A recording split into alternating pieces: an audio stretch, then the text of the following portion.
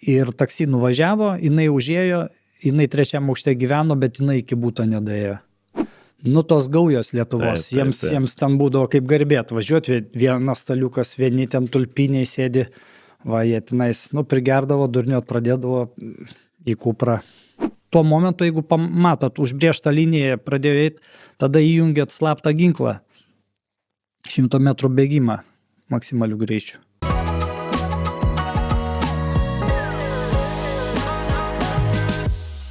Darbas gatvių baruose, ten gatvių. Toksai, žinai, atrodo, žmonės kitas iki ten bijo tokius dalykus rašyti. Čia Žilvinas prirašė tokių ir labiausiai man įstrigo tai darbas viešbutyje Lietuva apsaugoje. Ir galvoju, kas ten tokio buvo, jeigu, ar tai yra tiesiog įrašas kaip CV, nes kažkaip skamba taip, kad ten tikrai yra ką veikti, tai nėra tiesiog sėdėjimas prie stalo, žiūrėjimas į kompiuterį ir ten, nežinau, kokio neblaivaus svečio, žinai, ten pauklėjimas lengvas. 90-91 aš atėjau į Lietuvos viešbutį dirbti, 4 metus aš ten dirbau. Čia tie laikai, kai buvo Vilniaus brigada, kai, ten tik brigados vaikščiojo. Ir apskritai viešbutis Lietuva tikriausiai tai buvo toksai elitinis ir vienas kiečiausio, ne, Vilnių viešbučių. Pagarsėjęs buvo vienas pirmų klubų Jet Set, į kurį važiuodavo visos, tos gaujos Lietuvos. Jiems ten būdavo kaip garbė atvažiuoti, vienas staliukas, vieni ten tulpiniai sėdi, va, jie tenais, prigerdavo, durniuot pradėdavo į Kuprą. O kaip jie su tavo, reaguodavo, nes vis tiek, sakykime, jie ir baimės buvo pasėję ir šiokio tokio kažkaip tai verbalinio žinomumo, ta prasme, žiūrėk, va čia tas čia prie to nelys, ne taip kaip dabar, žinai, per socialmediją viskas. Viešbutį mes stipriai tą tvarką laikėm ir jiems neleisdavom daug įsibėgėti, jeigu prisidirbdavo ir gaudavo į Kuprą. Anksčiau taip nebūdavo, kad už rankų, išvest, policiją atiduot. Stiprus vyrai, jie šoka, mes duodam, bet jie supranta kažkaip, keršto nedarydavo. Jeigu gaudavo, ten norėjau irgi paklausti, kaip su to, žinai, paskui neatvažiuodavo kitą dieną ir ten. Bet čia pagrindė tie, kiti miestai. Vilniečiai, Vilniaus brigada, mes su jais draugiškai kažkaip surasdavom bendrą tą kalbą ir tas Borka Dekanidze, garsus tas jų vadeiva. Bet 4 restoranai, jie visada perpildyti, tai per pamainą, kas 4 pamainą, jeigu dirbdavom, tai būdavo iki 3 muštinių per parą. Tai būdavo rankos sutinusios, nuo tų muštinių galvoju, kur čia dabar, jeigu dar mušti, viskas skauda. Bet jaunas buvau, man tada buvo įdomu, kaip čia tas žmogus, testosteronas, kaip čia išsijungia, ar kaip čia pavadinti, buvo tokie dalykai. Tai 2 metus stipriai taip pasimušiau, po to noras, kai praėjo visam gyvenimui, taip apmažėjo. Yes. Ir porą sykių. Ir mes visą laiką, kaip sakyt, mūsų 7 žmonės, 6-7 pamaina per 4 restoranus, kelios kavinės, keli naktiniai barai. Ir mes ant to viešbučio tiek žmonių būdavo. Tos muštinės pastoviai būdavo. Mes kaip ir visada, kaip ir laimėdavom, susitvarkydavom su situacija. Bet buvo 4 metų bėgi 2 kartus, ne mano pamainoj, kur sugrįžo ir atkalė apsaugą. Buvo pirmus metus ir šiaip dar vieną kartą. Tu nesukęs vis tiek apsauga yra ta, kuri, prižiūri tą bendrą tvarką. Tu nesi pasiruošęs jau tokiom ekstremaliom, ten, žinai, masiniam muštynėm, ten ar kažkokiam dalykui. Teisingai, tu esi darbuotojas eilinis, kuris turi daug didesnę ten atsakomybę, ypatingai, tokia fizinė, kitas įkė, iššūkis, rizikos kažkokios. Bet, jūsų yra ten keli žmonės, o čia jų gali iš gatvės pabirti draugų ir ne vienas. Tai, ir tais laikais, tas, toks sprendimas buvo per mušimąsi. Taip, šiais laikais taip jau negalima. Taip, žinai, Žilvinai, esu tokį posakį girdėjęs, jeigu vyrai negali išsiaiškinti žodžiais, jie aiškinasi kumščiais ten kito. Gal ir taip. Kito varianto nėra. Ir dar toks man įdomus faktas įstrigo, tai Roko maršo per Lietuvą apsaugos vadas. Kuom tas Roko maršas vėl pagarsėjęs yra, kad taip. Taip, tiesiog tada tų visokių koncertų ir bonėjim turas per Lietuvą buvo toksai Kelly Family, važiavo ir aš dirbau su tokia kompanija, kuri organizuodavo tuos koncertus. artimai. Buvo Eldorado diskoteka dar sporto rūmuose tokia. Taip, buvo. Teenagerių, aš buvau tenais, tas irgi apsaugą organizavau. Ten ta karta visa, kuri užaugo, tai dabar, va, nežinau, telikuose, va, matai per telikus, nu, iš tenais. Ir ta kompanija po to tos koncertus didelius organizuodavo. Ir, nu, ir Žilva pasaugosiu, nu tai pasaugosiu. Tai žinau, kiekvienam mieste, kiek tvoros reikia, pro kur lenda. Visą informaciją, visi pagrindiniai Lietuvos miestai, Vilnius, Kaunas, Klaipėda, Panevėžys, Alytus, Panevėžys, Šiauliai. Tai vat, turėjau tą informaciją, nu, ir organizuodom, kviesdavau šuniukų saugot ant perimetro. Aš kažkaip man patikdavo su kinologais dirbti. Ne visi miestai policijos komisarai ne visur leisdavo. Kai kur sakydavo, gerai, dirbk, bet aš šito nieko nežinau. Sukandžios ant tavęs bus. Nu, taip susitardom, sakau, nieko nesukandžios. Nuostabus klubas kinologų buvo Klaipėdos. Labai šunys su gera psichika. Jie tiesiog, kaip šunys žmogus mato, tai jis ir nelenda. Kaip apsaugos kažkokie žmonės palei perimetrą, tai ar pinigais, arba ten pradeda draskytos tinklus mūsų. Nu, bando į tuos koncertus patek. Nu, aišku, man kai parašyt, kad ten roko maršas, tai iš karto pirma mintis, nu, kad ten visokių rokerių, baikerių tvarka, vėl už pakarpos, žinai, kažką už barzdos patempti, kitas iki kokių neklaužų. Stipriai to nebuvo kažkaip, bet tiesiog, vat, nu, sudalyvavom. Paskutinis jis jau tas roko maršas buvo. Jo. Tiesiog, nu, smagus. Na, aš manau, kad apskritai, kokį renginį be paimsi, apskritai, nu ir šiais laikais, ir tuo labiau anais laikais, visur akis turėjo būti akila, išsimiegoti turėjai būti tikrai išsimiegojęs prieš tai, adrenalino manau, kad visada kraujyje nors truputį cirkuliuoja, nes, na, toks darbas kaip jūsų ir tokios pareigos jos privalo laikyti tave maksimalioje koncentracijoje, maksimalioje ir fizinėje formoje, ir budrume, ir žvalume, ir, kaip sakome, viso ko parengtyje. Žilvinas Šriupša šiandien mano svečiuose. Mėly žiūrovai, savigynos ekspertas, aš pasakysiu taip. Savigynos akademijos įkūrėjas ir labai daug CV galima vardinti. Jeigu dar kažką norėtumėt paakcentuoti, Žilvinai, galėsite tai pats padaryti, kuomet mano intro pasibaigs. Ir mes pradėjome galbūt trumpai apie Žilviną ir galbūt dabar pratęsime apie tai, ką jis veikia šiandien. Ir truputį to fono, kaip jis iki to atėjo, jau jūs pajutote. Bet tema šiandien yra truputį kitokia. Taip, mes prieš kelis mėnesius su Baliu Viršučiu kalbėjome apie savigyną, apie išgyvenimą galbūt labiau. Ir mes kalbėjom labiau apie asmeninę, apie mūsų, taip kaip mes turėtume save prižiūrėti. Ir atrodo, kai kurie dalykai yra labai tokie netgi, nu, akivaizdžiai aiškus, ne? Ir tas suaugęs žmogus, jisai galų gale jau turi pakankamai, na, dažniausiu atveju proto ir smegenų brandos, kad galėtų įvertinti ir suprasti tos dalykus labai lengvai, net ir be specialisto pagalbos. Bet, kuomet kalbam apie vaikus, o tai ir yra šiandienos mūsų tema, tai yra vaikų apsauga, vaikų gebėjimas išgyventi, vaikų tam tikros savybės, kurios yra reikalingos, ką mes turime ugdyti, kaip mes turime ugdyti, kokios aplinkybės tam turi būti sukurtos, o gal nesukurtos. Ar mes turime vaikams sukurti alkio jausmą kartais, ar vaikai turi būti įmetami į ugnį, ar jie turi kažkokias bazinius pagrindus turėti, apie tai mes šiandien su Žilvinu ir kalbėsime. Labai dažnu atveju tinklalaidžių klausytojai yra tik klausytojai, jie nėra prenumeratoriai, todėl mes, podcastų kūrėjai, labai kviečiame jūs dažnai prenumeruoti, paspausti skambutį, uždėti tą patį laiką, pakomentuoti kažką, nes tokiu būdu podcastas yra plačiau girdimas, geriau žinomas ir mes galime kurti jums daug geresnį turinį. Tad kviečiame būtent tai ir padaryti ir gazuojam. Tai Žilvinai, kuomet mes kalbėjome už kameros, susirašinėjome, jūs minėjote, kad dirbote su vaikais. Ir dirbote su vaikais savo savigynos akademijoje. Tai gal klausimas pirmaus būtų toksai, tikrai neabejoju, kad matėte įvairių kartų vaikus. Kokie vaikai yra šiandien? Va taip aš paklausiu. Kokie ateina pas jūs vaikai? Arba kokius atveda vaikus, gal taip netgi reiktų sakyti? Prieš tai esu dirbęs 20 metų karate treneriu ir dabar jau savigyną treniruoju. Anksčiau karate treniravau. Nu, kaip karate treniravau, vat, tų 20 metų bėgėje, tai kuo toliau vaikai lepesni ateidavo. Tėvai sakydavo, nesusitvarkom, gal karate padės auklėt, sakau, aš ne auklėtojas, aš karate treneris. Vat, tokie va momentai.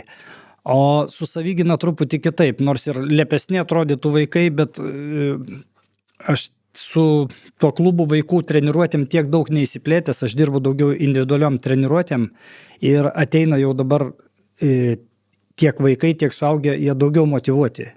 Jau ateina, aš pirmoje eilėje klausiu, kas jūs atvedė, dėl ko jūs atėjot.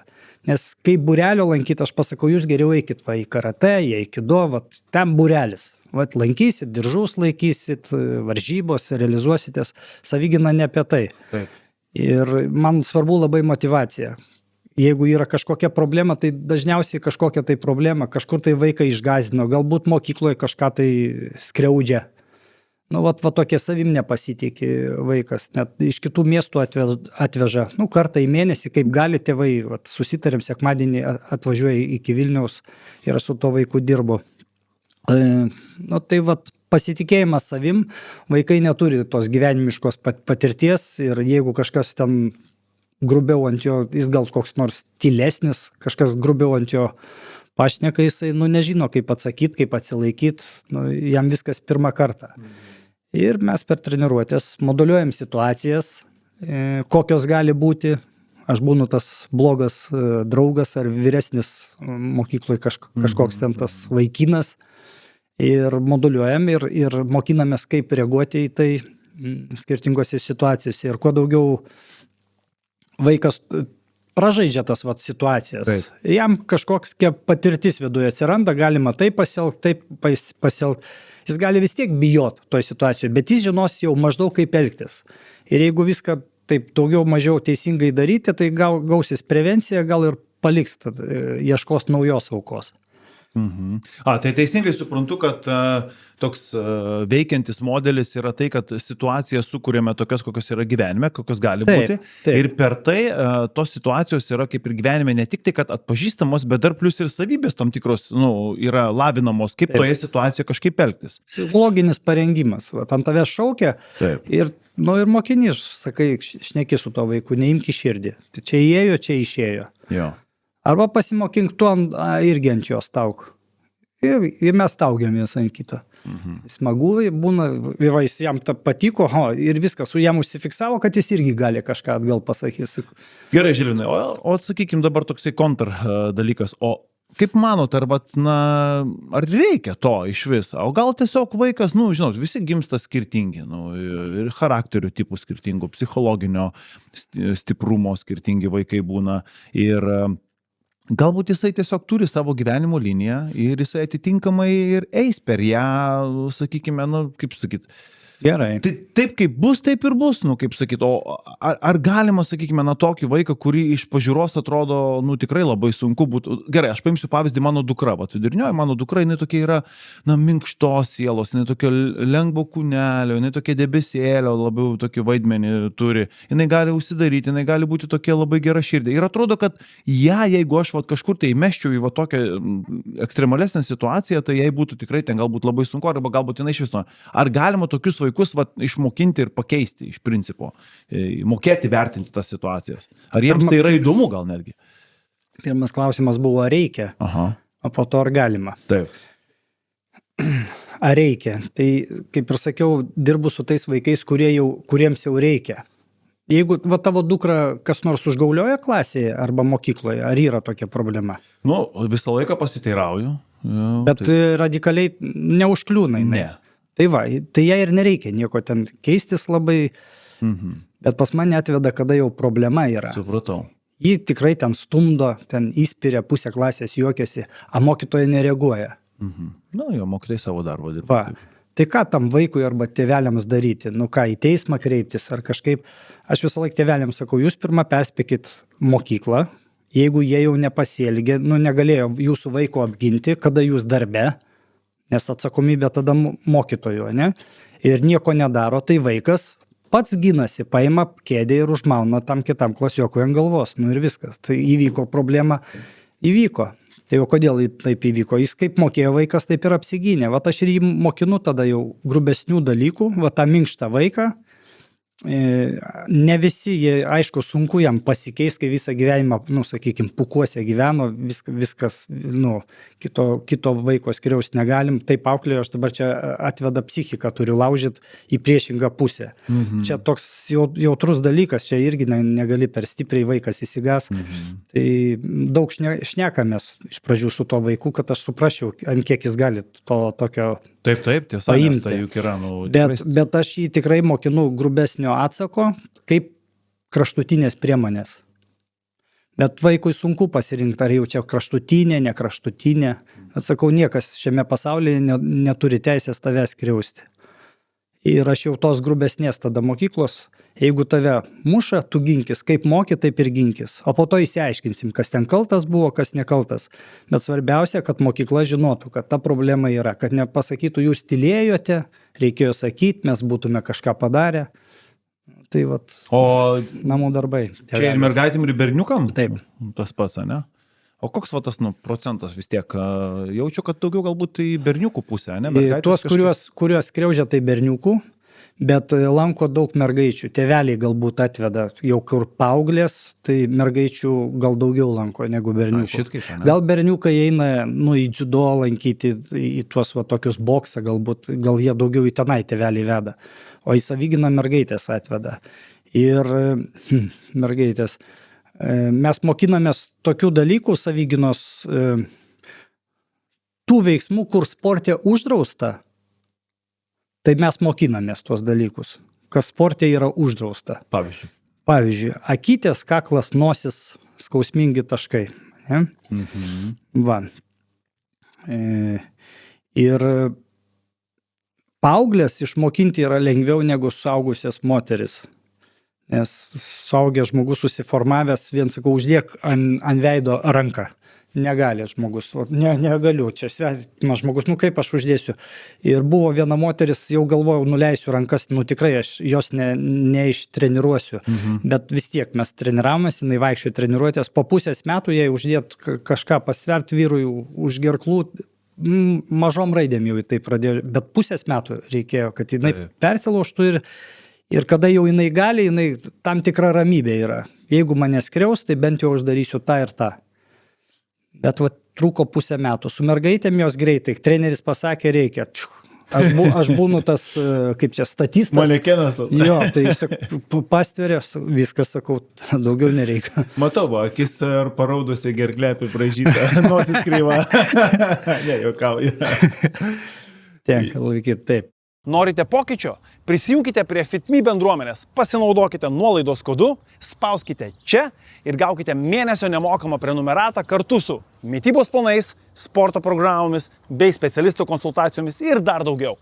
Jo, o man dar vis dėlto mintis nukrypsta į vaikystę ir be jokių didelių sentimentų anam laikmečiui. Aš esu sovietų irgi dar vaikas, galima sakyti, gimiau 83 metais. Ir, būkim tikriausiai atviri, kad mūsų vaikystė buvo gyva, ne? Kiemas. Mes didžiausią pramogą, kurią turėjom, tai tikriausiai kiemas, ne? Tai ir buvo. Gerai, pas mano vaikystėje ten jau pamenu, atsirado jau šiek tiek televizoriaus, jau kažkokie penktadienio multiplikaciniai filmai laukiami, bet tai būdavo tik tai vienkartiniai. Bet buvo kiemas. Kiemas iš kažko tai kažką pasistatyti, pasikarsti ant medžių, pasimėtyti, pagaudyti, palaužyti kažką galų gale, kitą kartą, jeigu zbitkas kažkokias krėsdavai ir taip toliau, ir taip toliau. Šiais laikais mes turime pasyvesnę. Ten buvo gyva vaikystė, dabar pasyvi vaikystė. Ir vėl klausimas, ar ta gyva vaikystė mus grūdina, iš principo. Nes, žiūrėkit, atrodo, sakytum, tai žinoma, tai ką, vaikasgi čia ir gamtoj, ir ten viskas susipažinę su visko, žemę palėtęs, burnoj paragavęs, plaukuose visą laiką smėlis, rankos nubrozdintos, kojas mėlynėmis ir taip toliau. Bet šių laikų vaikystė atitinkamai tau primeta ir šių laikų tas tokias gyvenimiškas realijas. Tų dienų vaikystė, na ir kas, kad mes buvome ten tokie gyvi, ekstremalai ir taip toliau, bet vis tiek ten buvo to tokio, netikėtumo, kur vaikas galbūt labai sunkiai galėtų apsisaugoti. Ir link ko aš vedu. Tai ta gyva vaikystė, kurią mes turėjome ir šių laikų tokia pasyvesnė vaikystė, ar jos gali turėti įtakos mūsų tam tokiam saugumui, tam tokiam parengtumui gyvenimo iššūkiams. Ar mes galime užsigrūdinti kažkokiu tai būdu, gyvendami taip aktyviau, tokiems realiems gyvenimo iššūkiams, susijusiems su savigyna, su apsauga savęs ir panašiai. Ar, toks galbūt tokia intro, o paskui tęsim. Sudėtingas klausimas. Jo, gal konkretizuot kažkaip taip. Jo, ar šių laikų vaikystė? Aš noriu pasakyti, kad ar vaikas turi būti gyvas tam, kad jisai turėtų tas tokias stipresnės savybės išgyventi šiais laikais, jaunuolis? Supratau. Aš galvoju, čia mano tokia nuomonė, aš manau, kad taip būtinai. Už tai, kad arba jis tada sėdi visą laiką prie kompiuterių ir jauku jam namuose, tada visą gyvenimą jis, daugiau ir laikysis. Aš net šnekėjau su mergina, jai 20 metų, jinai, reiškia, svetainės daro. Sako, aš negaliu su žmonėm šnekėti, sako, aš susitinku ir, sakau, susirašome. Ir man, sako, man jaukiau toje erdvėje. Pokalbio jau tokia baimė, nes skambučio stresas tas vadinamas. Kodėl? Sako, aš taip užaugau, man taip geriau. Tai aš nežinau, jeigu žmogus savo pasaulį laimingas, tai, ir laimingas jis visą laiką ir bus toj terpė, bet išeiti jam į bendrą erdvę atrodo daugiau pavojų kažkokių, tai aš manau, vaikystėje tie įskiepiai turi būti ir netgi jeigu vaikystėje berniukas su berniuku mokykloje sukonfliktuoja ir susimuša, vienas ant vieno apsidaužo, verkia, ten gal net kraują paleidžia, čia viskas normaliai, tai yra įskiepis gyvenimui, kad gali būti ir skaudėti, reikia už save stovėti ir ašaros tos bėga, visi čia žiūri, tai jeigu vienas su vienu aš dar taip, kaip berniukai, darželį mušasi daugiau ten tie, taip. Taip, žinau. Mokykloje mes jau padidintom akimi tai žiūrim, yra socialiniai darbuotojai, iškart ten jau velnių, bet tai įskiepis. Blogai, kada dviese, tryse vieną lupą, arba vienas mušas žymiai stipresnis, o pusė klasės juokiasi, va čia tada yra blogai. Bet jeigu viens kitą ten apsistumdo, čia yra įskiepis gyvenimui, versle bus stipresnis, atsparumas gyvenimui jis turi būti. Negu kad jis visą jaunystę mes jį saugojom, jis užaugo ir jam atrodo, susiformavo, kad toks gyvenimas kažkas visą laiką saugos, tėvai šalia visą laiką nebus. Ir po to jau, kada suaugęs, išėjo į miestą, į barą, su kažkuo, ten kažkoks konfliktas, ir jis tada jau gavo normaliai ten sulupo. Jam tada žymiai tam žmogui didesnis šokas, kad gyvenime gali ir taip atsitikti. Negu jisai vaikystėje, nors šiais laikais daug tų būrelių, daug trenerių vis tiek daug vaikų lanko, bet kokius ten kovos menus ar kažką, sakykim, tai pavadinkim, tai yra įskiepis. Toks šiltnaminis, bet įskiepis. Taip, nes ką padarysi, tokios gyvenimo aplinkybės ir dabar dėl to ir kūrėsi ir pačios savigynos akademija, ir įvairūs kovų menų būreliai, ir netgi tokios specialios praktikos, nes kiemuose jau tokių dalykų retai pamatysi. Jau nebepamatysi išnaktų lakstančius vaikus, kurie per tas 2 valandas lakstymo, buvimo tiek ar žiemą ar ką, jie spėja ir susimušti ir apsipykti, ateina su ašarom, vėl išeina, vėl susidraugauja ir panašiai. Jau dėl to dabar tikriausiai taip ir yra. Tai manau, kad toks kitas klausimas mano buvo, ar reikia, kaip mano Žilinai, ar reikia vaikams duoti to alkio jausmo, kabutėse. To alkio jausmo, kad ne viskas visą laiką yra paduota, kad pats turi kažką tai ten pasidaryti, nes, iš tiesų šių dienų patogumą ir komfortas taip leidžia apšokinėti viską, nuvažiuoti, paimti, pastoviai ten visur atskint. Ar atvirkščiai, tai, ką mes turim, galų technologinė pažanga, kuri sukūrė tokias idealias sąlygas komfortui ir naudotis tuo. Ir tegul ten auga tose pūkuose. Gal yra labai sunku dabar tą padaryti, tą deficitą sukurti. Lyg norėtum, bet jisai, tu to nedaryk, po to užsigrūdini, gal jau nebesupras, o ką man reikia, jie dabar tokie protingi, sako, sprendimo būdas, aš taip ir taip padarysiu ir apeisiu.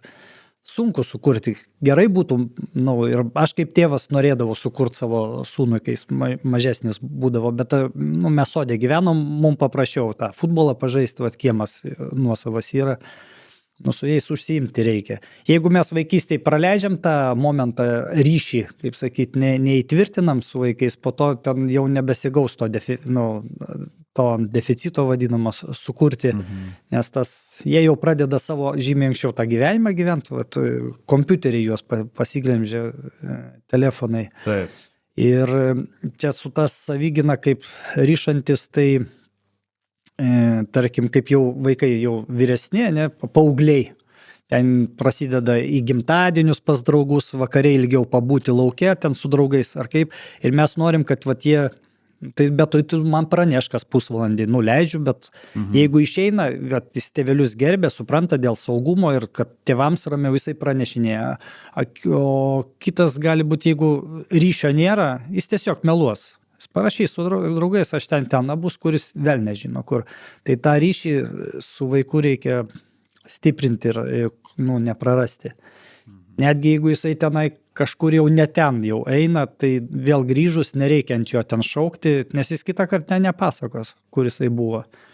Geriau ramiai pašnekėti, bet geriau žinoti, kur jisai yra. Aš savo vaikams mes buvom sutarę, kad kas valandą, vat, kai pamokos baigėsi, žinutė, autobuse, laukiu stotelį, važiuoju autobusu, parvažiavau namo. Bet tai nebuvo kaip kokia kontrolės tokia priemonė, ne? Turi man būtinai pranešti, tai tiesiog yra tokia vat, saugumo sumetimais įskiepita, kad tai yra tokia... Nu. Mes šnekėjomės apie tai, kam to reikia, kad mums saugu. Tuo metu mes Salininkose gyvenom ir tas autobusas važiavo pro tuometinį taborą, kai jis dar buvo ir pusė autobuso, nu, pusė ne pusė, bet tų narkomanų važiuodavo ir nebuvo galimybės, vat, kad man atvažiuoti iš miesto, parvežti ten vidury dienos ir vėl grįžti į darbą. Nu, tai važiuodavo ir atrašydavo. Nu. Norit įdomų faktą, Žilvinai, aš pats gyvenau irgi Vilniaus rajone, Valčiūnuose. Ir traukinys, kuris važiuodavo iš Valčiūnų į Vilnių, važiuodavo irgi pro kirtimų taborą. Ir man buvo lygiai taip pat dabar dežavų nukeliavau į tą akimirką, kuomet aš atsisėdu ir važiuodavau į krepšinio treniruotės, atsisėdu į traukinį, pirma stotelė Juodšiliai, antra stotelė kirtimai ir aš tos kirtimų stotelės ir viskas, man adrenalinas ir aš laukiu, nes aš žinodavau, kokie ten žmonės įlipo ir galvodavau, neduok Dieve, čia to, bet ačiū Dievui, kad tai važiuodavo iš taboro. Jau laimingi. Jau laimingi važiuodavo dažniausiai, tik vėliau tai supratau. Jo. Taip, aš tokį pamastymą iš karto kažkodėl lyrinis nuokrypis, fainai mes čia kalbam. O kaip jūs manot, Žilvinai, privaloma karinė tarnyba, ar išspręstų kažkokį tai pasirengimą iki to? Turiu omeny, privaloma karinė tarnyba būtų 18 metų, ne? Ten, sakykime, kalba šiuo atveju tikriausiai apie berniukus labiau. Ar mes būtume priversti labiau atsižvelgti į vaikų, ar tai galėtų būti sprendimas ir iki to, ir po to jau ta pati tarnyba, sakykime, karinė, kad mes kažkokią... Ar užgrūdintų auglį? Jo, ar užgrūdintų ir iki tarnybos, ar mes turėtume, žiūrėk, mums reikia pasiruošti, nes ten jau bus, kaip sakoma, reikalų, ir po to ten jau ten atbuvęs, ar ateitų į visuomenę stipresnis jaunuolis. Aš manau, kad tikrai taip, ir tą turbūt Šaulių sąjunga turbūt tą daro, dirba su jaunimu, tai labai geras dalykas. Aš savo laiku ten sovietinių, kaip buvau ten, nežinau, 15 metų, aš norėjau būti, jeigu kareivis būsiu, tai desantininkas. Ir aš treniruodavausi, lakstydavau ant skersinio, po to laikai pasikeitė, supratau visą temą, tai aišku, atmečiau savanorių, nubėgau 90-ais, reiškia. Bet tas pasirengimas visada gerai, tada kariuomeniai lengviau, nes jeigu nesportavai, nieko nemėgai net mokykloje, krepšinio elementariai ar tos fizinio pamokos, tai sunkoka, ten vis tiek duoda tą krūvį. 9 mėnesiai, atlaiko, aišku, tas jaunimas. Bet tai vėl užgrūdina gyvenimui, aš manau, pabuvęs toj kariuomeniai, tokį supratimą kažkokį, tai vis tiek gauni vyriškumo mokykla, ar kaip tai tą pavadinti. Bet gerai būtų, kad jau nežinau, nuo 16 metų, net nuo 15 kažkokį tai įvadas galėtų kažkokios programos atsirasti rengimo. Pakol kas tai tėveliai patys iš savo, reiškia, lėšų į tas sukarintas stovyklas leidžia. Tai vaikai tenai sudalyvauja. Esu girdėjęs daugiau atsiliepimo apie tas mokyklas, kad labai patiko. Porą atvejų girdėjau, kad labai nepatiko, bet ten gal, tas vaikas, kuris, kaip čia pasakyti, negražiai palepęs, jam telefonas vis tiek geriau, negu ten žygis kažkoks, tai laužą sukurti. Na jo, Žilvinai, žinot, mes tikriausiai turim suvokti, kad jau artėjame prie to laikmečio, kada vaikus gimdys tie tėveliai, kurie jau gimė technologinės revoliucijos tais amžiuje, kaip mes sakome. Jau kurie ir patys turėjo vaikystę, tokią sėslesnę galbūt, tokią galbūt labiau į kitokias pramogas nukreiptą ir su kitokiais įspūdžiais. Tai čia irgi, manau, yra labai svarbu, kad tas požiūris kartais gali skirtis. Ir kuomet dar bus ta tokia sandūra, kur mes turėsim tą...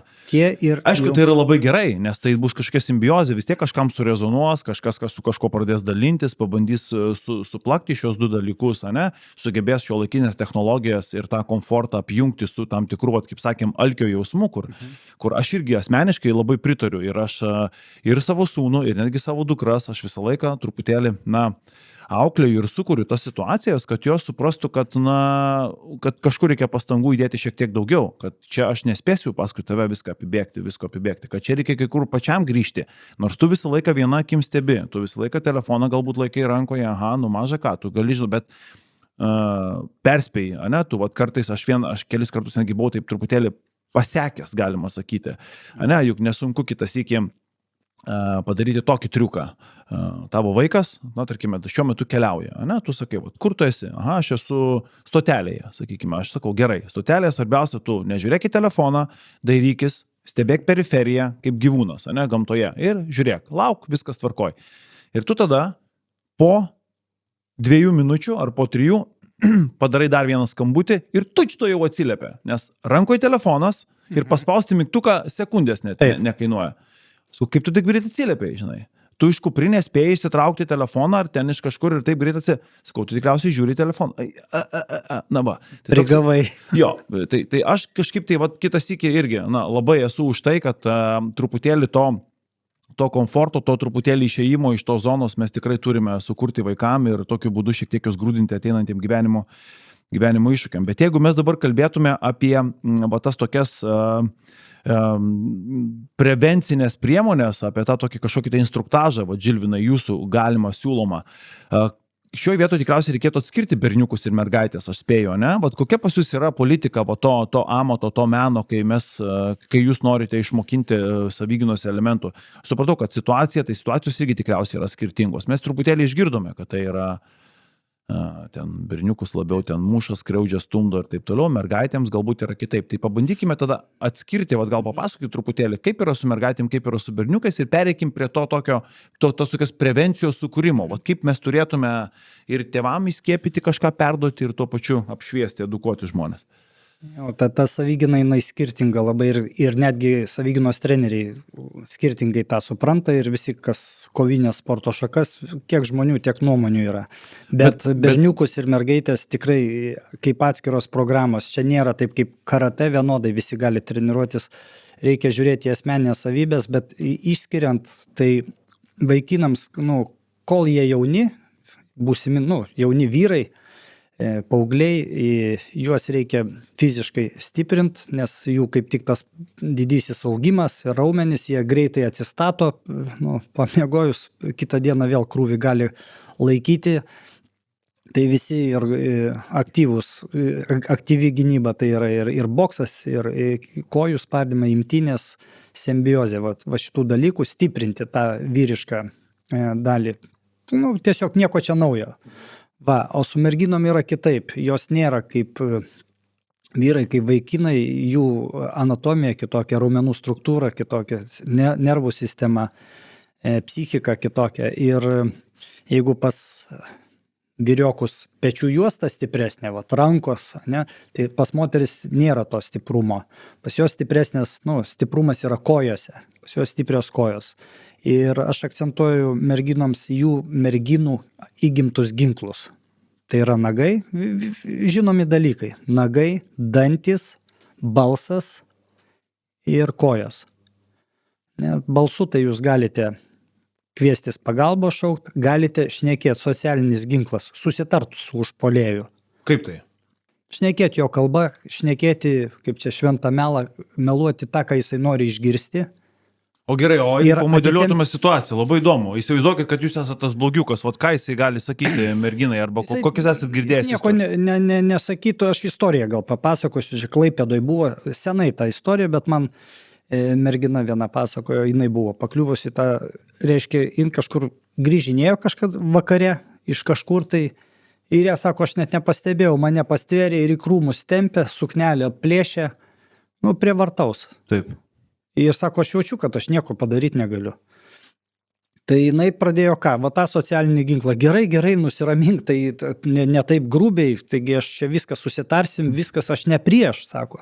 Bet tai sako, tai ką čia tuose krūmuose, sako, kai velniai, sako, pas mane nėra namie nieko, einam normaliai, lova yra. Ir jisai gal supranta, kad čia mausto jį, bet jis nori tuo tikėti. Ir taip susakė ir jisai pasirašė, ją laiko. Ir jie eina. Sakau, o tu planą turi?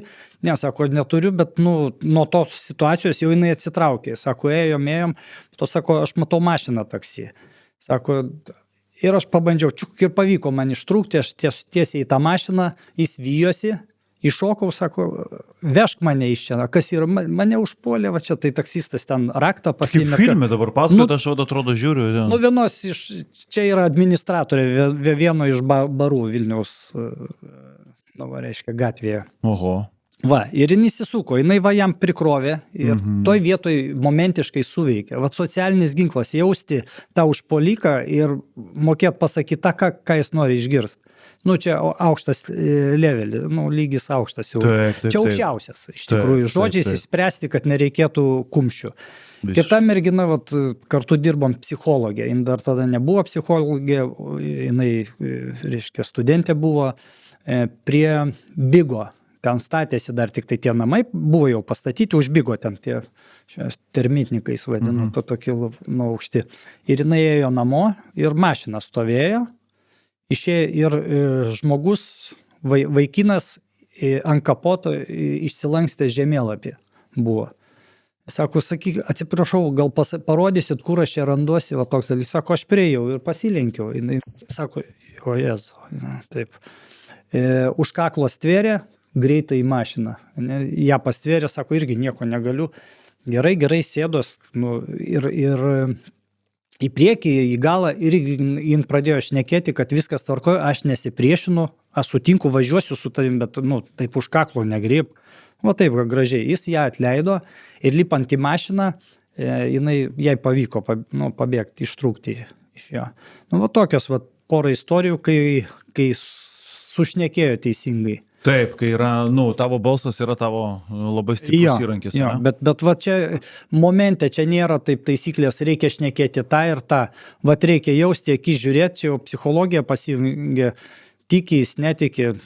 Bet čia mes kalbam apie suaugusias moteris, o mergaitės? Jo, mergaitėms aš, kukliau pasakau, kad reiškia, šitos pavyzdžius pateikiu, bet sakau, vis tiek mes akcentuojam, jūs nepakliūkite į situaciją. Iš vis tada nereikės tokių klausimų spręsti. Čia yra labai geras patarimas. Mes vengiam, ne tiesiog bandom. Tiesiog, jau čia jeigu tai pakliūvom, reiškia, mes praleidom jau daug signalų.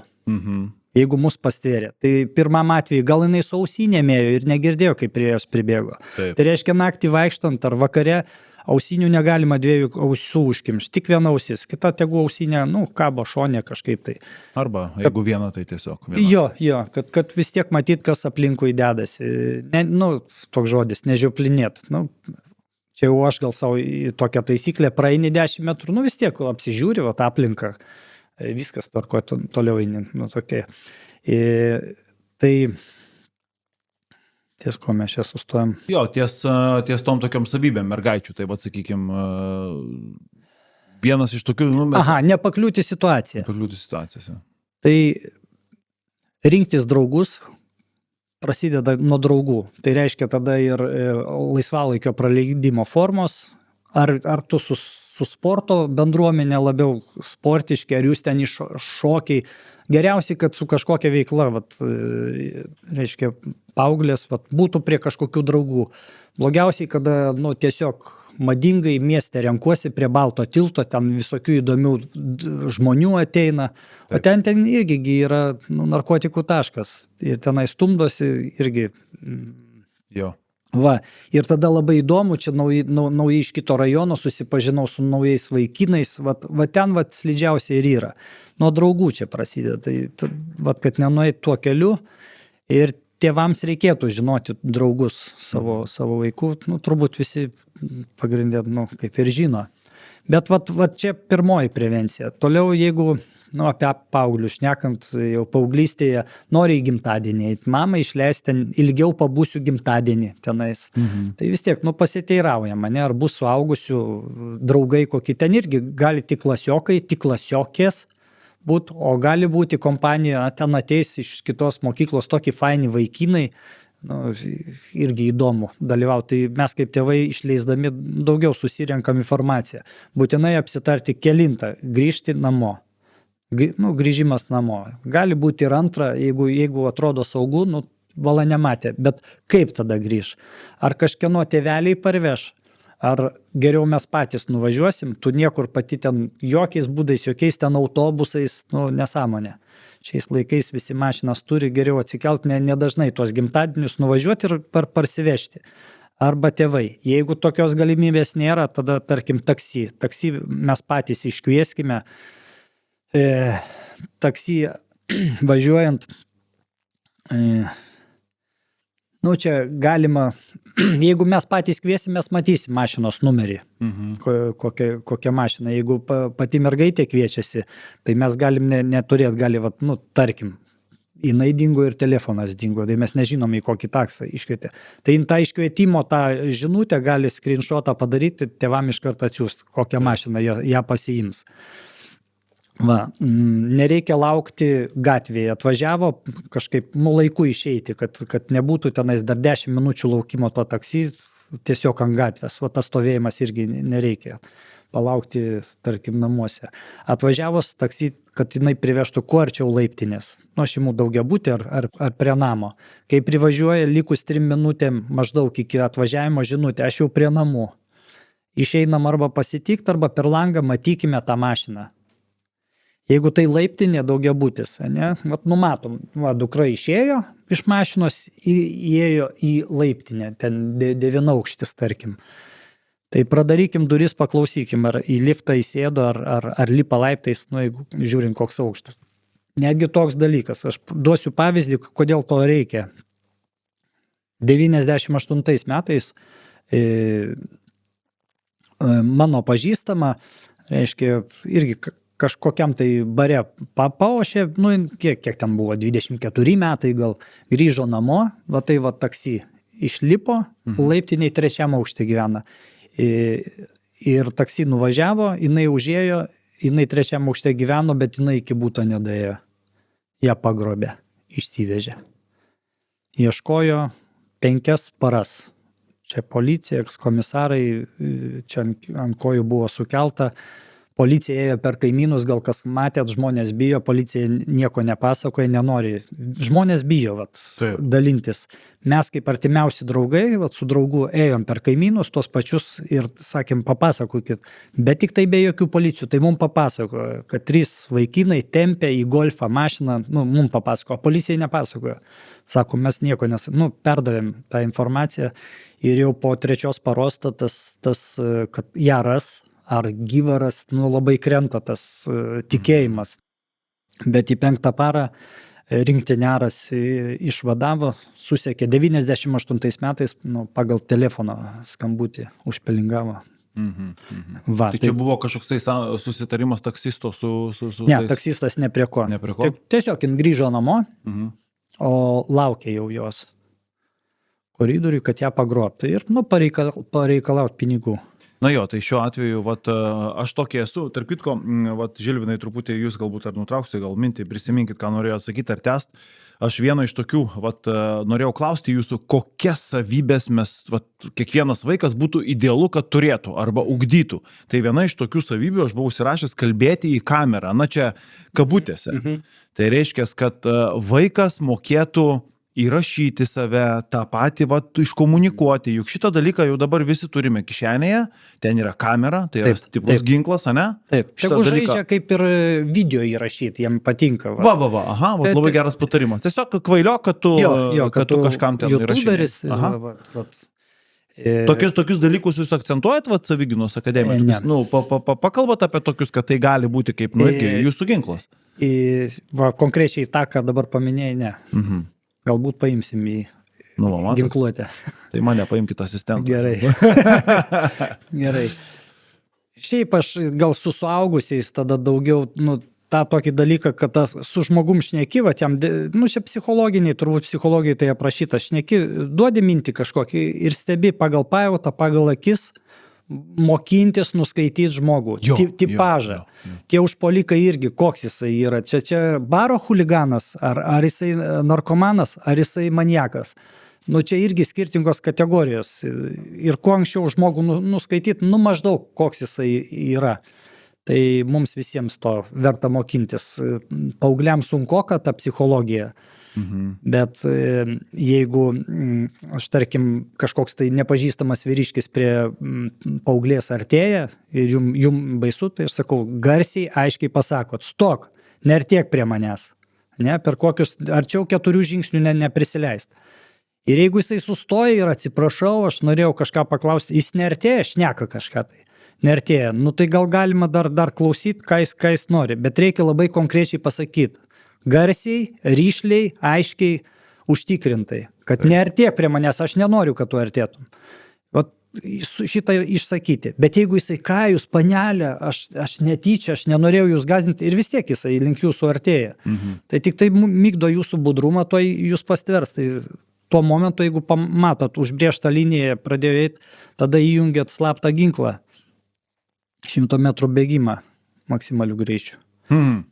Tai čia mes dar vieną savybę išryškinom. Bet žiūrėkit, pradžioje pradėjom nuo to, kad rėkti. Tai yra tikrai ginklas, ne? Tu tiesiog gali šaukti, prašytis pagalbos. Taip, aš esu girdėjęs ne vieną atvejį, mes girdime, kad jau mažai kas nori kištis į tavo ten tas problemas, į tavo tos rėkimus.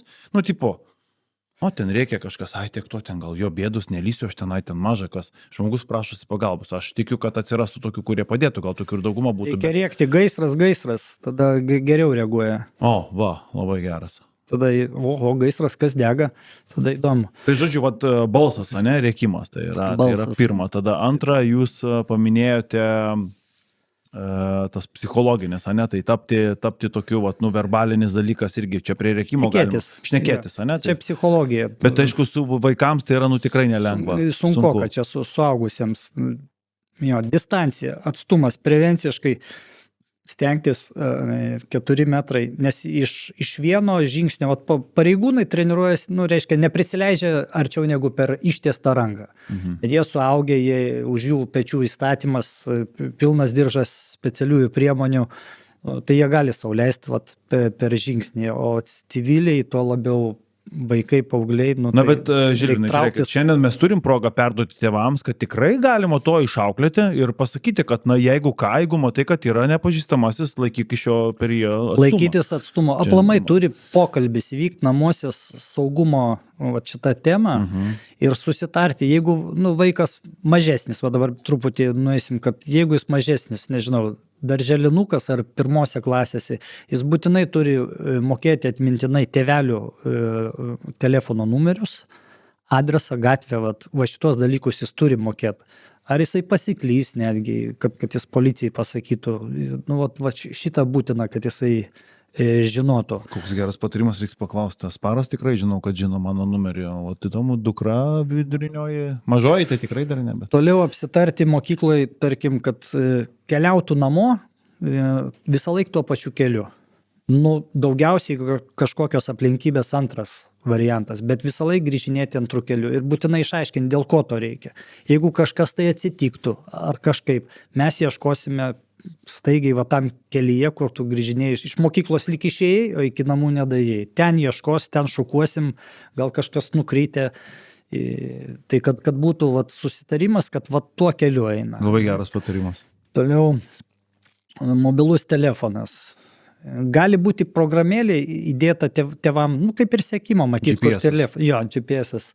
Aišku, jeigu blogiausias atvejis, tą telefoną gali ir išmesti, bet jeigu jisai bus gerai, sureguliuotas vienas mygtukas 112, kad vieno paspaudimo įsijungtų ir nebūtina prie ausies tiesiog sakyti, kokioj gatvėje užpuolimas ant manęs, o tiesiog rankoj rėkti, gelbėkit, tenais nesiartink, tu ne mano tėtis. Nes galima per skambučio istoriją po to nustatyti, taip, jeigu ką lokaciją paskutinio skambučio. Va tokie nustatymai.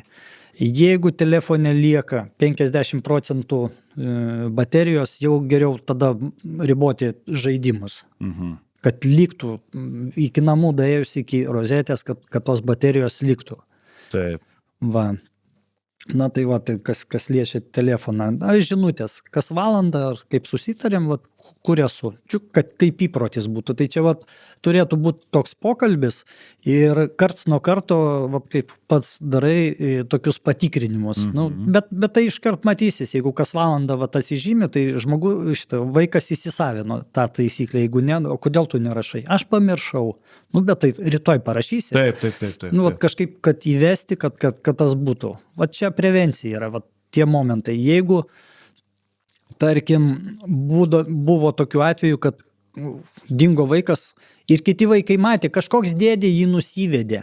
Ne? Bet jeigu jūs, klasiokai, ten trečiokai, nežinau, maždaug toks amžius, ir kažkas tai kažkoks dėdė nepažįstamas, prie tų vaikų kabinėsi, būna vaikai per pertrauką bėga iš mokyklos į kažkokią iki parduotuvę bandelių nusipirkti. Ir va, kažkoks dėdė laukia ten tų vaikų ir šnekina. Tai vaikai turite telefonus, jūs nufotografuokite tą dėdę. Taip, po to galim bus ištrinti, bet dėdės svetimus, kai prie jūsų klasiokų kažką ten kalbina, saldainius duoda, reikia paveiksluoti. O kaip Žilvinai dabar įsivaizduojat, geriausias būdas va, tuos dalykus vaikams mokyti, surašyti, ten kas antrą dieną pabandyti vėl pereiti juos, ar žodžiu, ar čia... Aš manau, būtinas kontaktas akių, ne taip, kad va, paskaityk dabar, perskaityk, aš paklausiu, ką tu supratai, nelabai gerai. Reikia pačiam prašnekėti, šnekėti. Ir grįžkime prie to kars nuo karto, ta prasme, ne? Tiesiog, galima tiesiog lapą susirašyti, va tokių punktų, gal daugiau papildyti, ne vien tik kas mūsų laidoj nuskambėjo ir prašnekėti. Šaldytuvo pasikabinai paskui? Jo, kad tai būtų. Mes, kaip ir mus kiekvieną dieną nepjauna, tai mes taip, tai čia tas Savyginas, čia taip toli, čia tie užpuolimai, tai čia manęs tas nelies, bet vat, prieš metus Kaune pagrobta mergaitė įvykis buvo, ne? Ne per seniausiai, prieš pusę metų Vilniaus Akropolį moteris vaiką nusinešė. Vis tiek, vat, kažkas atsitinka, net su tais paaugliais, vaikinais, Mykolo ir kito berniuko istorijos, ten truputį kitaip. Bet, atsitinka tie dalykai. Bet žinot, Žilvinai, čia mes kalbame apie tokius atvejus, kur, tikrai kartais net ir visi tie sugebėjimai ir tavo įgūdžiai kažkokie gali nepadėti. Jeigu ten panaudota, kaip kalbėjom apie merginą moterį laiptinėje su 3 jaunuoliais, kur ten viskas taip. Paima, vienas burną užčiaupia, kitas ten už rankų ir tu ten nieko.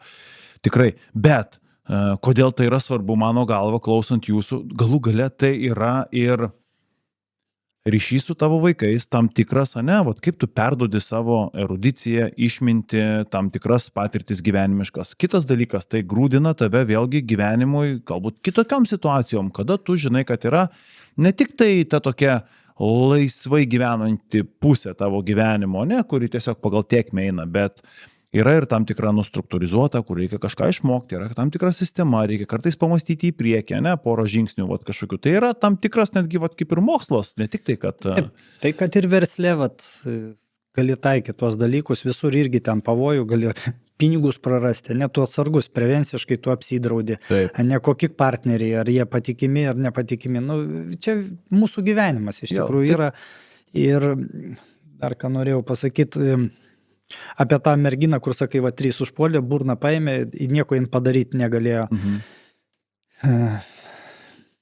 Vėlgi, suaugusiems trumpojo perspektyvoje labai stipriai gali padėti dujų balionėlis. Paaugliams kaip ir negalima. Turėjau šitą klausimą. Paaugliams negalim, tik nuo 18 metų, bet kai įvyko situacija su Mykolu, kur čia upėje ieškojo to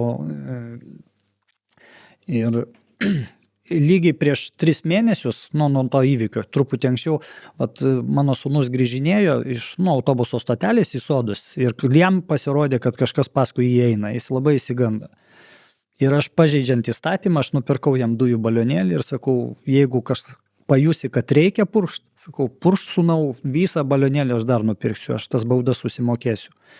Nes man vaiko saugumas svarbesnis už pažeidimą, kad jisai negali to turėti. Ir jisai įsidėjo tą balionėlį ir guli pas jį ten toj kupriniai, tas balionėlis. Na ir tada po naujų metų tas įvykis su Mykolu atsitiko ir tėvai puolė pirkti dujų balionėlius savo vaikams. Išpirko dujų balionėlius, Vilniaus mieste nebuvo parduotuvėse dujų balionėlių.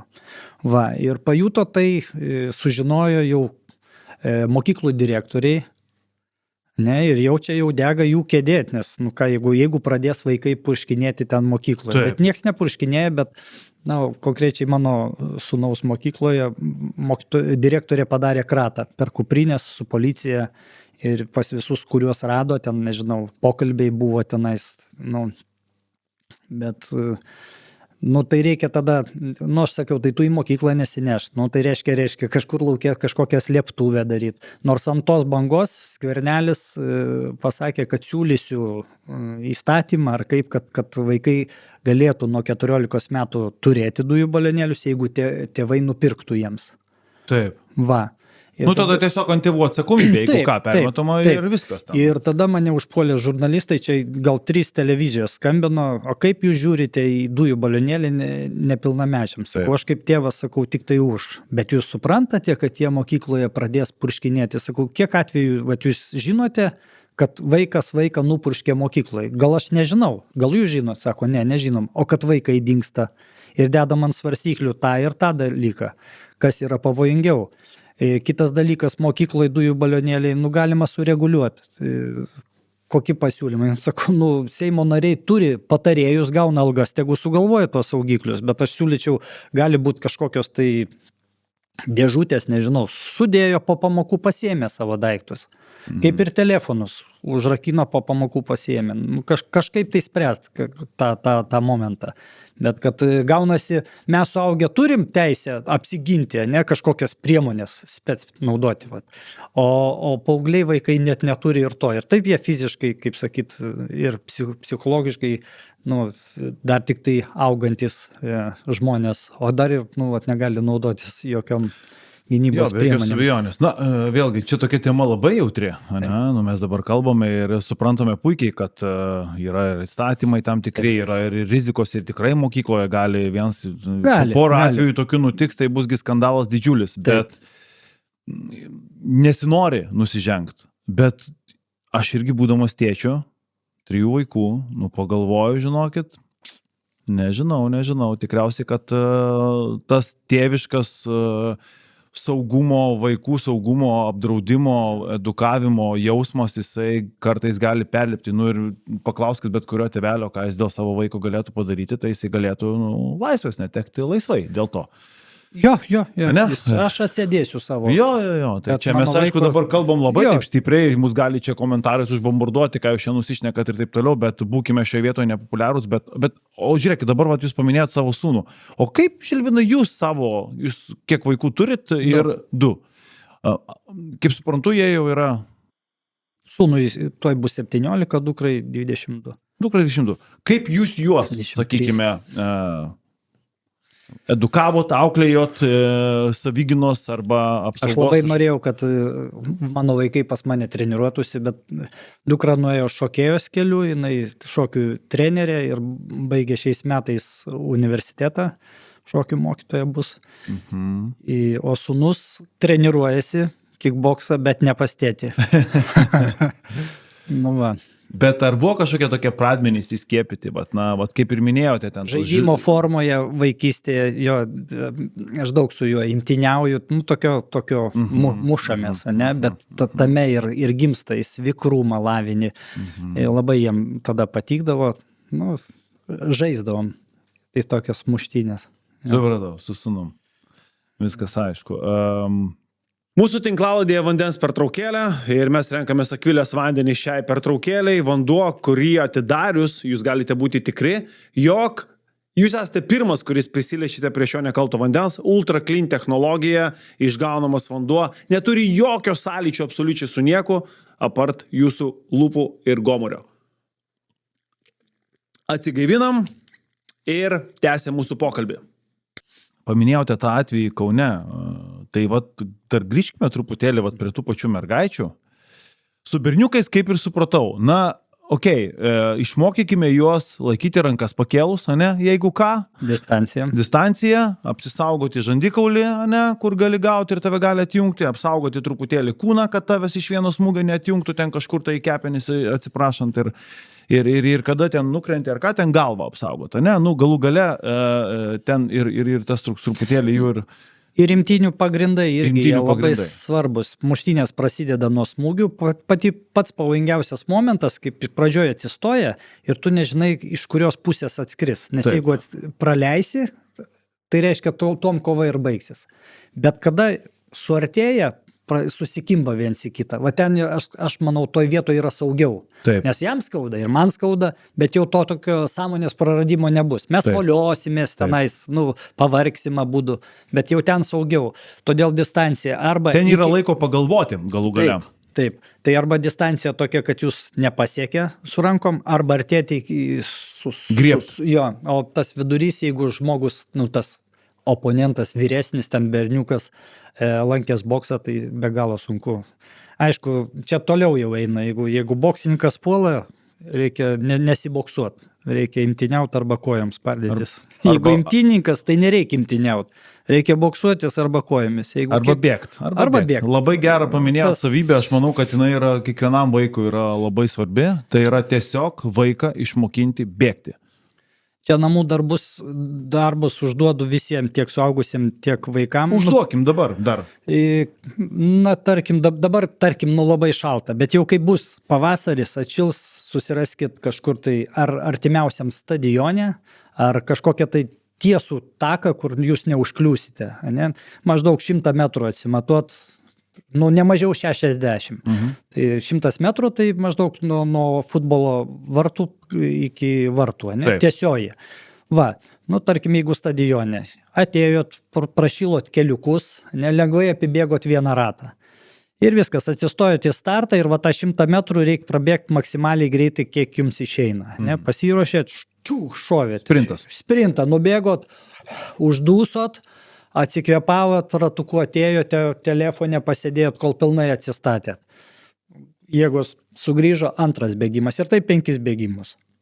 Čia bus treniruoti, nes jeigu daugiau, ten 10 kartų bėgsiu, ten greitis krenta tie parametrai. 5 kartus, treniruoti. Jo, 5 kartus, maksimaliai greit šoviai ir naują bėgimą pradėt nuo pilnai pailsėjus. Jūs tikrai pakelsit nors kažkiek 20% tą greitį, sustiprinsit bent jau, kad jūs 100 metrų nubėgat. Aišku, toliau yra treniruoti tokia, mes darom treniruotėse ten mūsų salėje ir tik iš salės išėjus ilgas toks koridorius yra. Tai aš minutę mušu, niurkau, kada pavargsta, o tada reikia pradėti bėgti. Nes gali būti, mergaitė pastvėrė, ją parbloškė kažkaip tai, bet Dievas davė taip, jie gerai pasisekė, spyrė jam į kelią, jis pargriuvo, pašoko, o jau pavargusi, ne? Ir tada, kada pavargęs, tada bėgti vėl. tuos 50-100 metrų. Taip. Aišku, ekstremalios situacijos tave adrenalinas dar papildomai išneš, bet treniruotis be, sakykime, to adrenalino yra pats tas. Kaip aš, ar galiu taip padaryti, ar negaliu. Aplamai ir jau galvoje yra modelis, reikia bėgti, o ne taip atsistoti, tai ką dabar daryti. Kiekvieną sekundę, nes sekundės dalis ekstremalioje situacijoje labai jinai brangi yra. Ir turi net negalvojant kūnas jau žinoti, kad gavau šansą atsistoti, jau aš stodamas jis turiu pradėti bėgti. Na ir apskritai kalbant net ir iš sportinės pusės, iš tokios, jeigu mes norime gerus pagrindus uždėti, kalbant apie aš jau čia sportinę tą pusę, lėčiu, nesavyginus kažkokią, tai periodas tarp 10 ir 13 metų yra kritiškai svarbus išmokinti vaiką bėgti, iš principo, duoti jam bėgimo. Ir bėgimas, kaip ir minėjot, mano sūnus nuo 10 metų jau 4 metai kiekvieną savaitę, jis kadangi krepšininkas yra, jam yra kitos užduotis, bet jisai bėga. Ir jis bėga paprastai, taip kaip jūs sakot, jis atsimatavo brūkšnį, jisai daro 20 sprintų. Jisai pasidaro 20 sprintų ir tai duoda neapčiuopiamą naudą, aš jau dabar galiu pasakyti. Po to, kai jisai jau pradės bręsti stipriau, mes iš tai tas labai gerai pasijaus. Jeigu kalbant apie fizinės savybės, didžiausią naudą duoda savyginos klubai, jeigu jau konkrečiai apie šitą sritį, bet jeigu lanko ir kitus kovos menus, dvikovinės, gal krepšinį, nežinau, tinklinį, bet kokį sportą. Žinot, yra darytas tyrimas, čia kariniais tikslais kariuomenės, kokia fizinė savybė geriausiai padeda kariui išgyventi. Nelaimėti kažką tai, bet išgyventi. Galiu pamandyti spėti. Tai pavardinkim, kokios tos savybės gali būti, kad jėga, sprogstama, ištvermė, lankstumas, vikrumas, šoklumas, tokios, ne, jėga ten, tai bandykit spėti tada. Pirštų jėga gal, ne? Gebėjimas įsikabinti ir kažką. Apie šitą pašnekėsim, bet ne šitas. Tada nebespėsiu daugiau. Vikrumas. Ne jėga, vis dėlto pirmoji eilėje vikrumas. Aišku, ir greitis tame yra, bet būti vikriam, būti vijurkui, ypač merginai, kaip ją stveria, aplamai konflikto metu kojos neturi būti kaip įkastos, o psichika paprastai stresas susikausto ir kojos vietoj stovi ir ginasi tik tai rankom ir nukrenta. Kojos turi visą laiką svoris, koja ant kojos, visą laiką trepsėti, judėti, visą laiką judantį daiktą yra sunkiau pataikyti, sunkiau pastvert, turi slysti, būti kaip žuvis, steri ir iššoko. Ir mergina tuo labiau, jin turi, kaip čia pasakyti, turi būti minkšta, neminkšta. Jeigu jūs pastvėrė ir jūs įsitempėt, jūs lengviau laikyti, kada jūs įsitempė. O psichika ir sako, reikia čia laisvintis, tada lengviau jūs laikyti. Kada jūs pasidarot minkšti, judrus, jūs sunkiau yra laikyti. Kitas momentas gali mergina neštis, ten į mašiną, tarkim, į tą bagažinę ar kažkaip tai. Tai jeigu jūs tik įsitempėt, tai jūs lengviau paimti ir nešti. Tai jūs kaip prasta ir nunešti. Jūs turit kaip tas girtas žmogus būti. Kaip maišas. Kaip maišas, kad kojos siektų žemę, kad kontaktas kulnų būtų su žemė, vilktųsi. Ir tada jūs gal vis tiek nutems, bet jis pavargs. Jis pradės kvėpuoti prie tos mašinos. Vėl, čia mažos detalės, bet sėkmė iš tų tokių smulkmenų susideda. Tai mes per treniruotės. Aišku, merginos dar turi ilgus plaukus, čia gal truputėlį yra minusas. Ilgi plaukai, čia dar kita tema. Vyrų, jeigu stveria išsilaisvimas vienoks, bet jeigu merginos ilgi plaukai, jisai įsistveria į plaukus, o jūs smūgiuokite į tarpuką ir į kaklą jam. Jo ranka užimta, jis įsistėręs, jis laiko jūsų plaukus. Jūs turite ten smūgiuoti, jūs neturite tų plaukų. Reiškia, jėga ten, kur jūsų dėmesys. Taip. Tai neverta ten kovoti, reikia jo dėmesį kažkur kitur nuvesti. Galų gale plaukų laikymas atlaisvino tavo truputėlį kūno veiksmą. Jis nelaiko rankų, nelaiko kojų. Ir reikia paleisti seriją į jo jautriausias vietas. Tada o žmogus sutvertas taip, kad savas kailiukas visada brangesnis, bet reikia duoti tam užpuolikui suprast, kad dabar tavo kailiukas svarbesnis, ne mano plaukai. Vėlgi, tada neturi būti gailesčio užpuolikui. Pas moteris ir merginas, taip aš moteris yra kaip čia. Nu, vat kaip ir paminėjote tą pavyzdį, kur negali rankos uždėti ant veido, tai čia iš tos pačios serijos. Negali to užpuoliko, kaip čia, skriausti. Va, tai va, sunkiausia tas psichologiškai nebijoti, nuskriausti, traumuoti savo užpuolikų. Nes tik tai per traumavimą tas išėjimas ir bus. Jeigu, nu, dabar populiaru merginos boksą lanko, ne? Tai aš tą suprantu, viskas gerai, jeigu tai iš aerobinės pusės, labai gerai tą boksą lankyti, sportuoji, išprakaituoji. Kondicija. Jo, kondicija, viskas tvarkoja. Bet kaip savyginai, nu jeigu visiškai girtas, tai duosit, tai išgrius jisai. Bet jeigu vaikinas blaivus, tas boksas, mes, suprantat, berniukai snukių daužymą matom ekrane nuo 4 metų, nuo 3 ir mes psichologiškai nebijom gauti į snukį, ypač nuo moters. Mes, nu, mums psichologiškai, jeigu ir trenkia, tai psichologiškai iš vis neišsigąsta, mes galim tik supykt. Bet jeigu mus pagrieps už kaklo ir suspaus va šitą žarną, va taip, tada bus kitaip. Mūsų šito nemokino niekur, nei mokykloje, nei filmuose daug nematėm. Ir psichika išsigas. Bet va tą už gerklės pastverti gali kiekviena mergina, net, nu, paauglė. Bet ar protas jos leis va tą padaryti tokį veiksmą, ar jin išdrįs tą padaryti? Jūs vat pradžioj labai taip atsargiai pasakėt, na, slapti ginklai, akis, kaklas, ten kelias, ten dar kažką. O faina, va šitus reikia sakyti. Kaip pastverti? Jūs ten sakėt, durt pirštų reikia, ne į akį tokiu atveju. Būkim tokie dabar tiesmukus, nu, ekstremali situacija, nėra kada galvoti, žinai. Tai mes jau peržengėm tą ribą, kad saugiam burbule bandome edukuoti žmonės. Dabar jau kalam, kaip sakoma, yra bėda, reikia suktis. Ir, jau pakliuvom, praleidom visus tos saugumo momentus, mus pastvėrė šakės. Tai vėlgi, ta savigina, jeigu jūs esat jaunas vyras, atletas, tai kam jums ten tas kaklas duosit per barzdą, viskas, gal pasibaigs. Tai kai aš kažkurioje tai laidoj rodžiau išsilaisvimo veiksmą, kaip mergina turėtų išsilaisvinti, po to draugą sutikau, tai ką tu reikėjo metimą padaryti, už tai, kad jis imtyninkas. Kitas sakė, tai ką tu ten imtynės kažkokias rodai, duok per barzdą, 2 duok ir viskas. Ir kiekvienas, nu, iš savo perspektyvos, sakau, tu supras, kad ta mergina 50 kg nesveria. Kokį per barzdą? Pasijuoks. Nu, tai vat,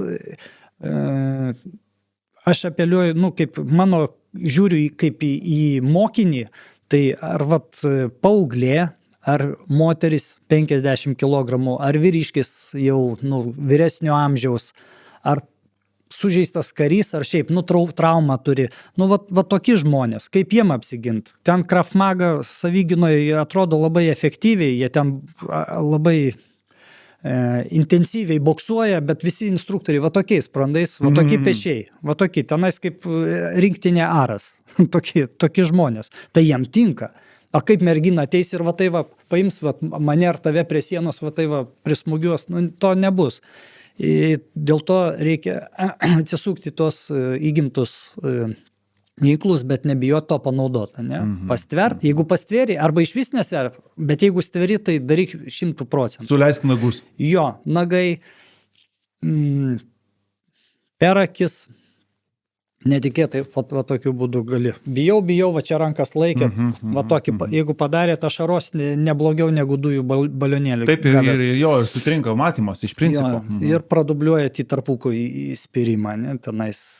Jeigu kažkaip jūs parbloškė, ne, ir lenda tas užpuolikas vat bučiuotis, ne, nu, prievartaus sijoną keliais ir lenda vat kažkur tai bučiuojasi, tai moters reakcija, jinai, nu, mergina atstuminėja, jis bjaurus jai. A jums nereikia atstuminėti, jums reikia už ausų pastverti, prisitraukti ir į lūpą įsisekt dantim ir jau nebepaleist, kol vat, nu, va čia neįplyš. Vat kada įplyš, tada jau jisai supras, kad jo kailiukas jau brangesnis negu vat, mergina. Bet jeigu jūs tik tai įkasit ir, nu, jau gal paleisit, tai dar blogiau bus. Ne? Arba tai jautriausios vietos lūpa, ausis, bet iki įplėšimo antakis. Vat tos vietos. Galima žandas, nosios galiukas. Įsisegėt ir nebepaleidžiat. Pusę valandos, tai pusę valandos. Gulim, davai, gulim. Nu. Kažkas galais pro šalį išgirs. Nu, čia žiaurūs dalykai, bet Gerai, savigina ne, tai nėra, to mes ir susirinkom grožio truputėlį. tenais nėra, ten nėra sąžiningumo, ar kaip jeigu jūs išprovokavo, būtinai išeinam vienas ant vieno, ten, nu, iš baro, jūs nenorit muštis, nu, bet jūs tempiau, grinai, vat, eik, davai, parodysi, koks vyras, išeini, aš nenoriu vyrai, tu karalius, davai, geriau grįžtam, aš tavo alaus pastatysiu. Ne, tai aš tu parodysiu. Nu, viskas, pakliuvat, jums būtinai reikia muštis dabar, bet jūs nenorit. Jūs privertė, tai gal jūs, tarkim, aš tokią situaciją, ne kumščiais, o delnais, per ausis duot. Ir jeigu jums, nu, tas pats boksavimasis, bet delnais, paukšt, jie būna netikėti. Ir jeigu jūs pradėsit muštis delnais, nes taip dauguma pripratę nuo kumščių smūgių, kada atskrenda, su delnais yra tam tikrų niuansų. Ir kada žmogus gauna tuos pačius smūgius, bet ne kumščiais, o delnais, jam yra nuostaba. Ir jis jaučiasi, kad jis biški gauna jau, ir jisai pradeda sakyti, ko čia mušies kai boba, muškis kai vyras, kažkokios taisyklės atsiranda. Tau liepia... O tu jį išmušiai iš vėžių, realiai. O tu išmušiai iš vėžių. Jis kažkokias taisyklės. Kokios taisyklės? Taisyklės yra sporte, susitinkam ringiai, užsidedam pirštinės, išsimiegoja, ateisim blaivi, nu, ir pasiboksuosim. A čia gatvė, čia taisyklių nėra, bet va, taisyklės kažkokios turi būti. Jo. Aš dar, Žilvinai, kalbant apie tą tokią vaikų galbūt ir išgyvenimo ir tokias ekstremalias situacijas, esu užsirašęs tokius 7 punktus, mes jau juos kai kurios aptarėm, bet galit man paantrinti arba pridėti kažką tai arba pakomentuoti. Savigyną mes aptarėm, nu jau čia savaime aišku, kad vienokio ar kitokio būdu, man labai patiko ta mintis, aš ir pats esu kažkada daręs ir netgi per savo televizijos laidą, kada filmavau prieš 4 metų, atsimenu su sūnum, netgi mes šitą laidą filmavom kartu, rodžiau vieną iš pratimų, kad aš apkabinu savo sūnų kojom rankom ir jisai bando iš jos išsiviniot. Ir kol jis išsivinios ten per tas 1,5 minutės, jis jau visas nusikalęs, bet ir tuo pačiu lavina tą savo visą. Tai čia tikrai, žinokit, žiūrovai, ir pats esu išbandęs, labai, labai geras dalykas. Tėveliai su vaikais, su dukrom ir su sūnumis, mamos irgi, pavyzdžiui, užvakar ir vakarą mano žmona, kartu su mažaja dukra, ten dukra jai sako, mama, einam į lovą pasivolioti, kartu su tavim padukti. Nu ir jos ten, visokius daro ten dalykus ten. Tai vienas iš tokių gali būti toksai pažaidimas sportinis.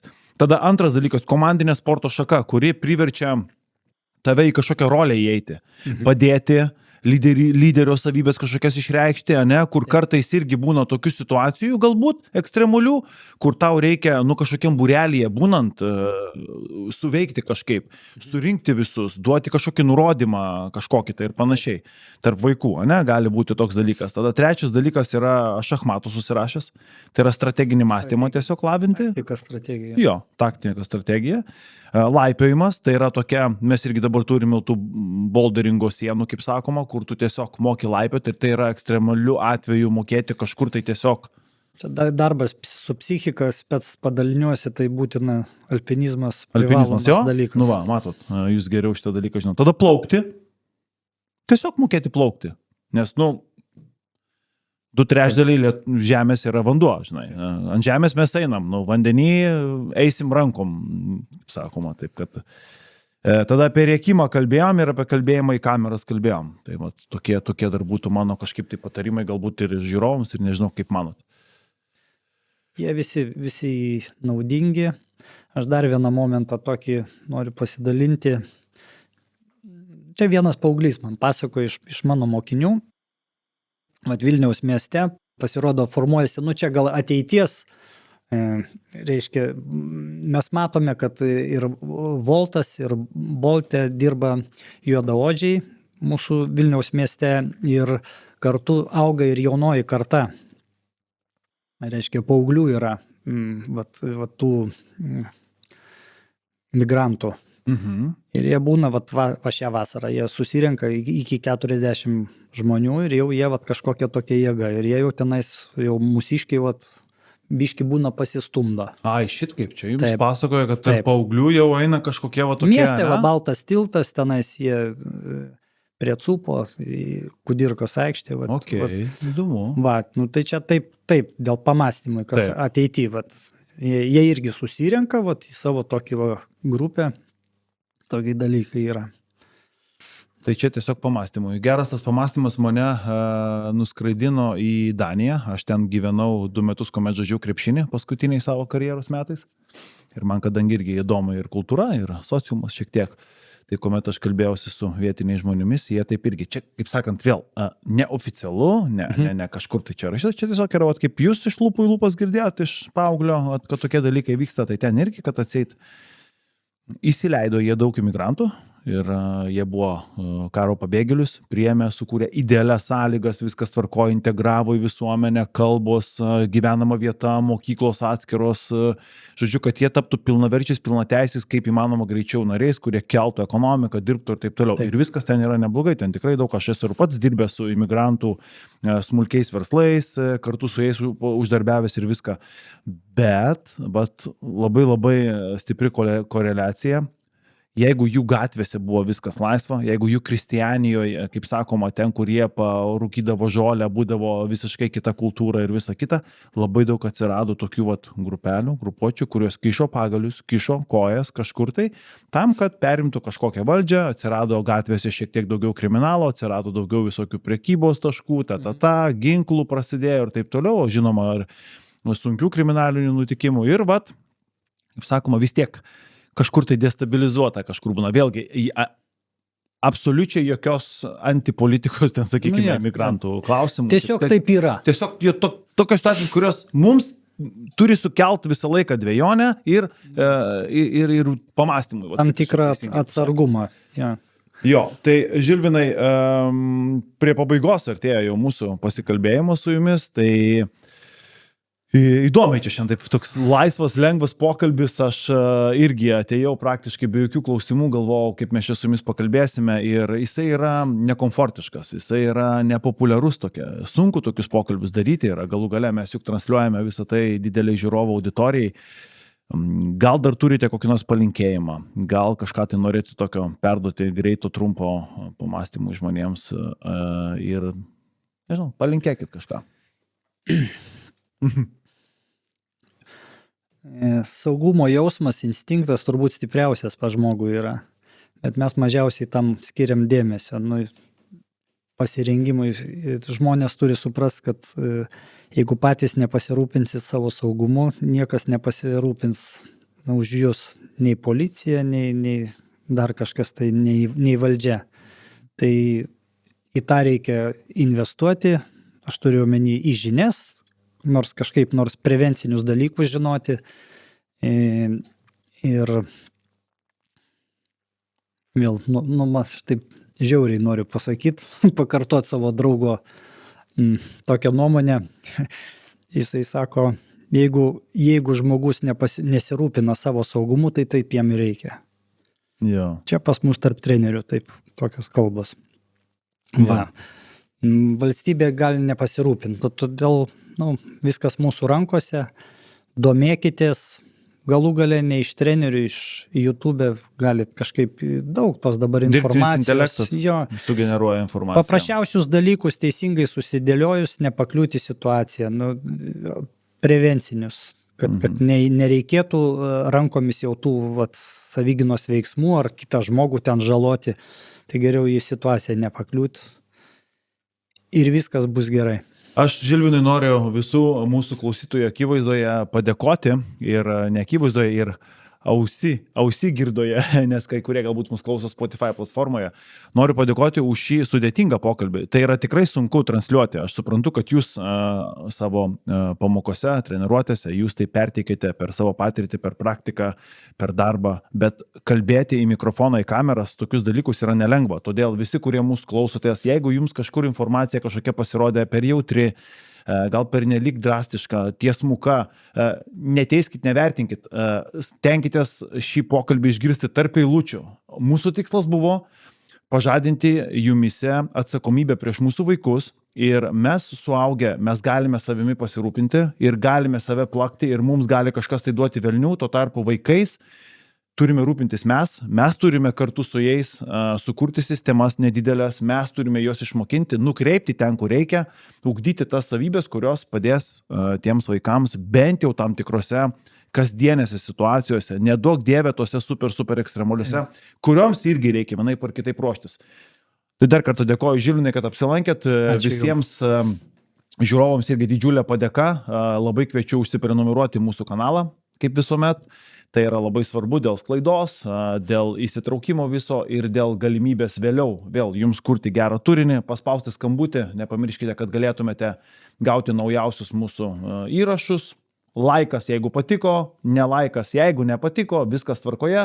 Ir pakomentuokit, papasakokit, pavyzdžiui, kaip jūs rūpinatės, kokias turite įdomus triukus, sistemas, galbūt su šiuolaikiniam technologijom susijusias, kalbant apie jūsų vaikų saugumą. Būtų labai įdomu, pasidalinkite tą patirtimį ir manau, kad šioje vietoje komentarai ir jūsų patirtis gali labai papildyti mūsų pokalbį. Mes būtinai paskaitysime, sureaguosime. Ir dar kartą sakau, viso ir iki kitų kartų. Būkit saugus.